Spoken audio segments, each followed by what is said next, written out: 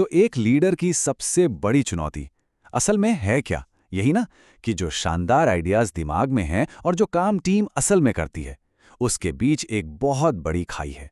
और पता है, एआई के आने से ये खाई और भी गहरी हो सकती है। तो आज हम इसी खाई को पाकने का तरीका समझेंगे। ये एक ऐसा सवाल है जो हर लीडर को परेशान करता है। क्यों? आखिर क्यों एक बेहतरीन प्लान एग्जीक्यूशन के टाइम पर आकर दम तोड़ देता है? जानते हैं इसकी वजह कहाँ छिपी होती है? अक्सर वहां जहां हम देखते भी नहीं हैं, हमारे ही दिए हुए निर्देशों में। चलिए आज इसी गुत्थी को सुलझाते हैं। और इसी को कहते हैं द लिटरल जिनी प्रॉब्लम, यानी शाब्दिक जिन्न की समस्या। आपकी टीम, आपके एआई टूल्स, ये सब एक जिन्न की तरह हैं। पता है क्यों? क्योंकि वो सिर्फ वही करते हैं जो आप कहते हैं, वो नहीं जो आप सोचते हैं।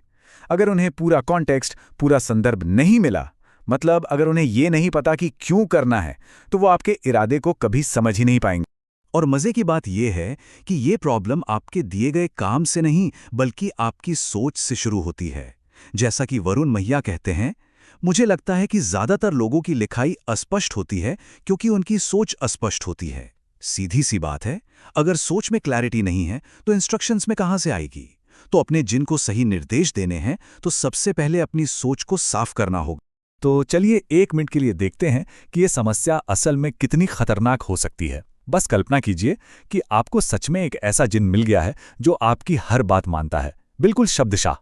मान लीजिए आपने जिन्न से कहा, मुझे असीमित पैसा चाहिए, और बूम, अगले ही पल आप सचमुच नोटों और सिक्कों के ढेर में दबे हुए हैं, सांस तक नहीं ले पा रहे। या फिर आपने मांगा, मुझे ब्रह्मांड के सारे रहस्य जानने हैं, और आपका दिमाग एक साथ इतनी जानकारी से भर जाता है कि वो क्रैश हो जाता है। सबक बहुत साफ है, बिना क्लैरिटी के आपकी इच्छा ही आपकी सबसे बड़ी दुश्मन बन सकती है। और पता है क्या, ऑफिस में हम सब रोज ऐसे ही जिन्नों से घिरे होते हैं। हमारी टीम, हमारे एआई टूल्स सब वैसे ही काम करते हैं।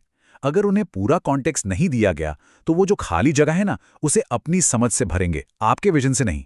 तो ये अंतर, ये गैप आखिर कितना बड़ा है?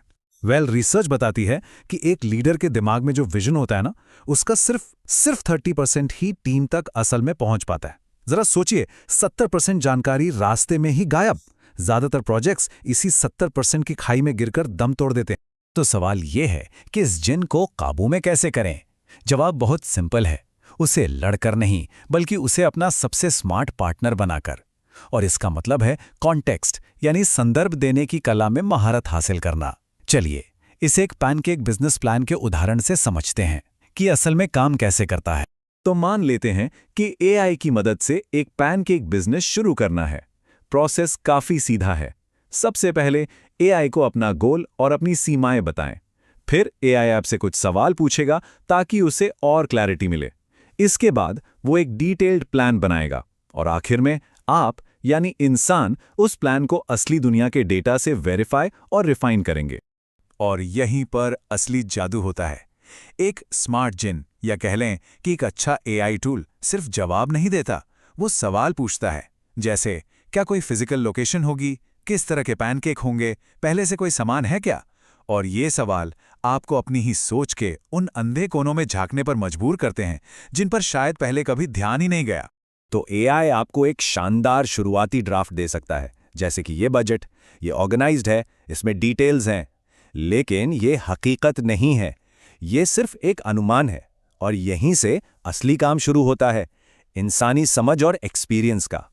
और इसी पॉइंट पर वरुण मैया वो करते हैं जिसे वो कहते हैं एआई बुलशिट टेस्ट। देखिए, एआई ने आपको एक ढांचा दे दिया, लेकिन इन नंबर्स की सच्चाई को परखना, जैसे क्या हेड कुक की सैलरी सच में 15,000 रुपये होगी, ये काम तो सिर्फ एक इंसान ही कर सकता है।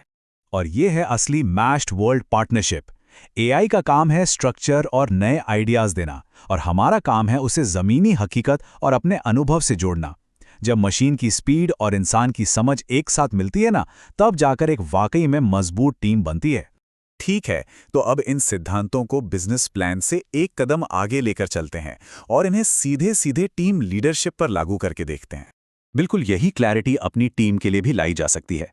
एआई की मदद से ऐसे पारदर्शी, ऐसे ट्रांसपेरेंट बोनस सिस्टम बनाए जा सकते हैं जहां हर किसी को क्रिस्टल क्लियर पता हो कि जीत का मतलब क्या है। जैसे हेड कुक को 60%, हेल्पर को 40%, लेकिन शर्त यह है कि फूड वेस्ट 30% से ज़्यादा नहीं होना चाहिए। जब नियम इतने साफ होते हैं तो टीम का परफॉर्मेंस अपने आप बेहतर हो जाता है। और इस बात को हमेशा याद रखना चाहिए, एक लीडर के तौर पर आपकी क्लैरिटी या उसकी कमी सिर्फ प्रोजेक्ट्स को सफल या असफल नहीं बनाती, वो लोगों का करियर बनाती या बिगाड़ती है। टीम का भविष्य आपके शब्दों की स्पष्टता पर टिका है, और ये एक लीडर की सबसे बड़ी जिम्मेदारियों में से एक है। तो सवाल ये है कि ऐसा पावरफुल और हाई कॉन्टेक्स्ट फीडबैक कैसे दिया जाए। बस इन 4 स्टेप्स को फॉलो करें। नंबर 1, एकदम सटीक तरीके से बताएं कि एक्सपेक्टेशन क्या है। नंबर 2, एक आइडियल रेफरेंस दिखाएं कि अच्छा काम आखिर दिखता कैसा है। नंबर 3, सुधार के लिए ठोस एक्शन लेने लायक सुझाव दें। और नंबर 4, एक साफ डेडलाइन और क्वालिटी का स्टैंडर्ड सेट करें। ये वो फीडबैक है जो टीम को आगे बढ़ाता है, कंफ्यूज नहीं करता। तो अब से कोई भी इंस्ट्रक्शन देने से पहले बस एक पल रुककर खुद से ये सवाल पूछें, क्या मेरा ये निर्देश एक लिटरल जीनी के लिए तैयार है? क्या इसमें इतना कॉन्टेक्स्ट, इतना संदर्भ है कि गलती की कोई गुंजाइश ही ना बचे? अगर जवाब हाँ है, तो आप सिर्फ एक मैनेजर नहीं, बल्कि एक सच्चे लीडर बनने की राह पर हैं।